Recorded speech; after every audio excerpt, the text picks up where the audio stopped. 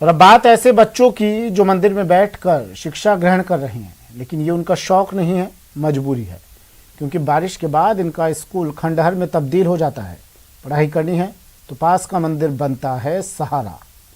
बात हो रही है भरतपुर के एक स्कूल की। इस जिले से राजस्थान की मौजूदा सरकार के 4 मंत्री आते हैं, लेकिन बच्चों की समस्या सुनने का वक्त किसी के पास नहीं है।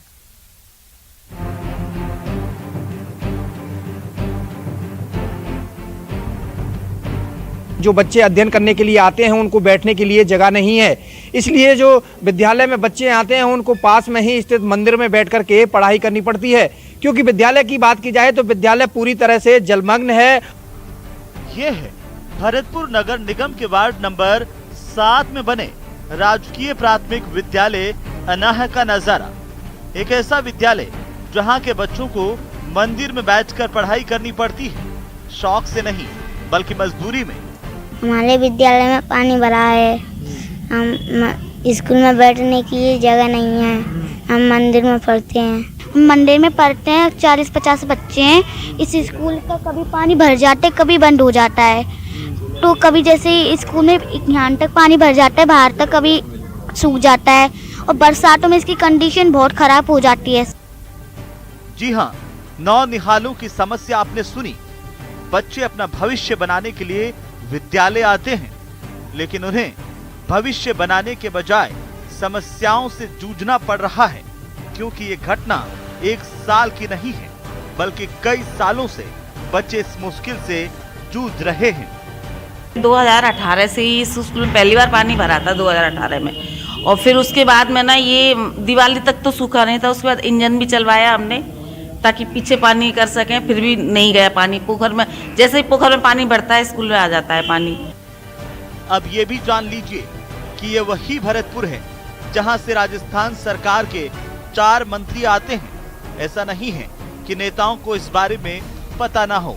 और फिर बाद में जब इलेक्शन हुए थे तो मिट्टी डल गई थी, तो मिट्टी की वजह से अब यहाँ जो पानी बढ़ता है ना तो कीचड़ हो गई उससे, और फिर उससे घास भी उगाई है मिट्टी की वजह से, और परेशानी हो गई।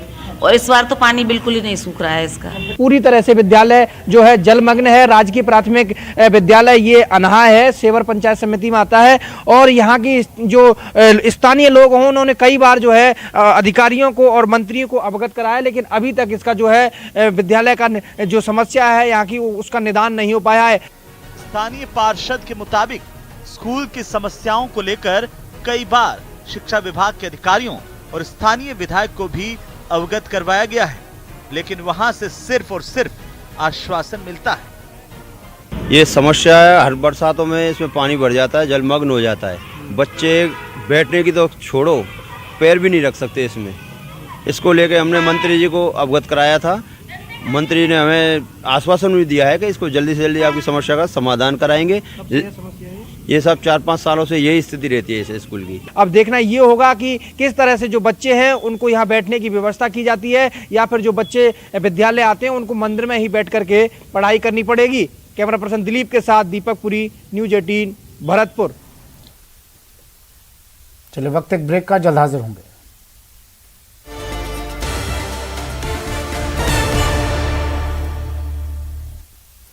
ब्रेक के बाद स्वागत है आपका। गहलोत सरकार की तीसरी वर्षगांठ के कार्यक्रम का आज चौथा दिन है, और तय शेड्यूल के मुताबिक प्रभारी मंत्री अपने प्रभार वाले जिले में पहुंचे और वहां जनता से रूबरू होकर सरकार के 3 साल के कामकाज का लेखा जोखा पेश किया। देखिए एक्शन में मंत्री जी।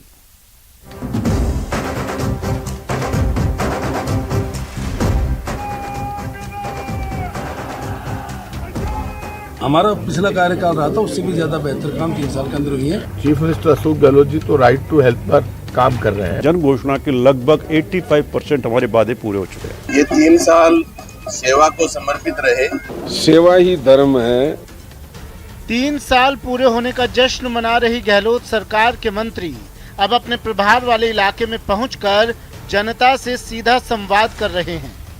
सरकार के 3 साल के कार्यक्रम के तहत ये पहले से तय था, और इसी सिलसिले में सरकार के कई कद्दावर मंत्री जनता के सामने अपना लेखा जोखा लेकर पहुंचे। 5 जिलों से आई ये तस्वीर सरकार के कामकाज को बताने वाली है। प्रतापगढ़ जिले के प्रभारी मंत्री मुरारीलाल मीणा ने राज्य सरकार के 3 वर्ष का कार्यकाल पूर्ण होने के मौके पर आयोजित जिला स्तरीय प्रदर्शनी का शुभारंभ किया। तो अपने 2 दिवसीय दौरे के साथ सोमवार को जोधपुर पहुंचे मंत्री प्रभारी जोधपुर सुभाष गर्ग ने जिला प्रशासन की ओर से आयोजित विकास प्रदर्शनी का उद्घाटन किया और जोधपुर के विकास कार्यों की पुस्तिका का विमोचन भी किया। तीसरी तस्वीर है चित्तौड़गढ़ जिले के प्रभारी मंत्री प्रताप सिंह खाचरियावास की, जहां उन्होंने निर्माणाधीन मेडिकल कॉलेज का निरीक्षण किया। इस दौरान खाचरियावास ने कहा कि प्रदेश की गहलोत सरकार जनता के स्वास्थ्य को लेकर बेहद सतर्क है। तो राजस्थान सरकार के राजस्व और उदयपुर जिला प्रभारी मंत्री रामलाल जाट ने सूचना केंद्र पर विकास प्रदर्शनी का शुभारंभ किया। उन्होंने कहा कि राजस्थान सरकार ने 3 साल में ही 80% काम पूरे कर लिए हैं। वहीं डूंगरपुर जिले के बिछीवाड़ा पंचायत समिति के आमझरा गांव में वनाधिकार पट्टा वितरण शिविर आयोजित किया गया, जहां प्रभारी मंत्री भंवर सिंह भाटी ने 325 आदिवासी परिवारों को वन अधिकार के पट्टे दिए। मैं समझता हूँ कि जितना प्रदेश की सरकार ने 3 साल में काम किया, इतना बहुत लंबे कार्यकाल में, यहाँ तक भी है कि हमारा पिछला कार्यकाल रहा था उससे भी ज़्यादा बेहतर काम 3 साल के अंदर हुई है। और कोरोना का मैनेजमेंट के लिए स्वयं बीजेपी के प्रधानमंत्री मोदी ने प्रशंसा करी है। एक से एक अच्छी योजना हमने विकास के कामों के साथ में दी है। मुख्यमंत्री चिरंजीवी योजना बहुत बड़ी योजना है स्वास्थ्य के मामले में, जिसमें 5 लाख तक का बीमा फ्री हो जाता है। ये वो सरकार है जो दवाई फ्री रखती है, इलाज फ्री रखती है, जाँच फ्री होती है। जहाँ मुख्यमंत्री चिरंजीवी बीमा योजना लेकर आते हैं, तो यहाँ तो चीफ मिनिस्टर अशोक गहलोत जी तो राइट टू हेल्थ पर काम कर रहे हैं और वो इतना बड़ा काम इस राजस्थान में हुआ कि हेल्थ के मामले में तो कोई स्टेट हमारे आसपास ही नहीं है। मैं कह सकता हूं कि जो वादे माननीय अशोक गहलोत जी ने किए थे जन घोषणा के माध्यम से, बजट घोषणाओं के माध्यम से, मुझे खुशी इस बात की है कि जन घोषणा के लगभग 85% हमारे वादे पूरे हो चुके हैं और जो बजट घोषणाएं हैं उनका लगभग 70% जो है क्रियान्वयन हो चुका है। सेवा ही धर्म है। जन सेवा के जो 3 वर्ष सफलतम गहलोत सरकार के जो हैं, आप खुद देख रहे हो इन चीज़ों को। इस प्रदर्शनी के माध्यम से एक एक एक्टिविटी, हर योजना की बारीकी से जानकारी दी गई है। ये 3 साल सेवा को समर्पित रहे। माननीय मुख्यमंत्री जी ने कांग्रेस की सरकार बनने से पहले हमने जो वादे राजस्थान के लोगों से किए, उसमें से 70% वादे पिछले 3 सालों में हमारी सरकार के द्वारा मुख्यमंत्री अशोक गहलोत जी के नेतृत्व में पूरे किए गए हैं।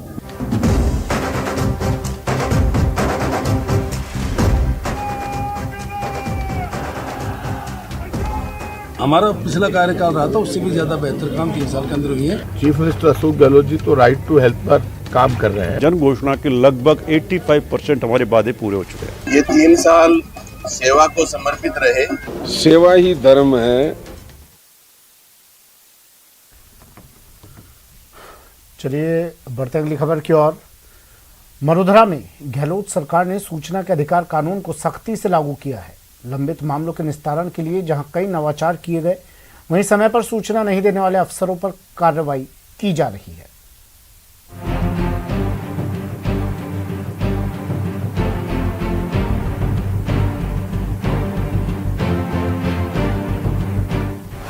आरटीआई कानून में कोताही पड़ रही भारी।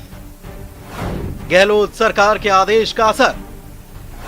मरुधरा में रिकॉर्ड मामले का निस्तारण। पिछले 1 साल से हम सबका संकल्प है कि इस इमारत में जो भी दाखिल हो उसको खाली हाथ नहीं लौटना चाहिए, उसके हाथ में फैसला होना चाहिए। राजस्थान राज्य सूचना आयोग का संकल्प सुना आपने। सूचना भवन में आने वाला कोई भी आवेदक खाली हाथ न लौटे, इसके लिए आयोग दिन रात काम कर रहा है। लंबित मामलों को खत्म करने के लिए आयोग विशेष शिविर लगा रहा है। वहीं डे टू डे रिकॉर्ड मामलों का निस्तारण कर लोगों को सूचनाएं मुहैया करा रहा है। क्योंकि भौगोलिक आधार पर राजस्थान सबसे बड़ा सूबा है। अगर कोई व्यक्ति दूर से यहाँ चल कर आता है, वो आम आदमी होता है, अगर हमारे यहाँ से वो निराश लौटता है तो हम सबकी नाकामयाबी है। तो हम सब ने संयुक्त रूप से संकल्प के रूप पे तय किया कि हम प्रतिदिन सुनवाई करेंगे, जो भी कार्य दिवस होगा, और उनको न्याय देने की कोशिश करेंगे। जिसका प्रभाव ये हुआ है कि उपस्थिति बढ़ी है जवाब बढ़े हैं अधिकारियों के और सूचनाओं का प्रवाह बढ़ा है। सूचना के अधिकार के तहत लंबित मामलों को समय से निपटाने के लिए राज्य सूचना आयोग ने कई नवाचार किए हैं, जिनमें 3 महीने के अंतराल पर विशेष शिविर, सूचना न देने वाले अफसरों पर जुर्माना, लंबित मामलों की प्राथमिकता से सुनवाई शामिल है। स्टाफ की कमी से जूझ रहा आयोग बीच में कोरोना काल की वजह से भी परेशान रहा, लेकिन अनलॉक होते ही सुनवाई की रफ्तार बढ़ गई और आयोग को विश्वास है कि ये रफ्तार रही तो 2 साल के अंदर सभी लंबित मामलों को निपटा दिया जाएगा। इस समय जो है हमारे पास जो 18,000 केसेस थे वो घट करके नए इंस्टीट्यूशन के बावजूद 14,000 के करीब रह गए और इसी पेस पे हम चलते रहेंगे और विशेष अदालत से फर्दर हम उसको कम करेंगे तो मैं समझता हूँ 2 साल के अंदर इसका बहुत सकारात्मक परिणाम आ जाएगा। राज्य सूचना आयोग के एक्टिव होने से सूचना के अधिकार के तहत हजारों लोगों को सूचनाएं मिल रही हैं। वहीं लोक अदालत और नवाचार के जरिए आयोग लंबित मामलों को निपटाकर सफलता की नई कहानी गढ़ रहा है। न्यूज़ 18 के लिए जयपुर से लवली वाधवा की रिपोर्ट। चलिए बुलेटिन में फिलहाल इतना ही, लेकिन चलते चलते एक नजर इस वक्त की सुर्खियों पर।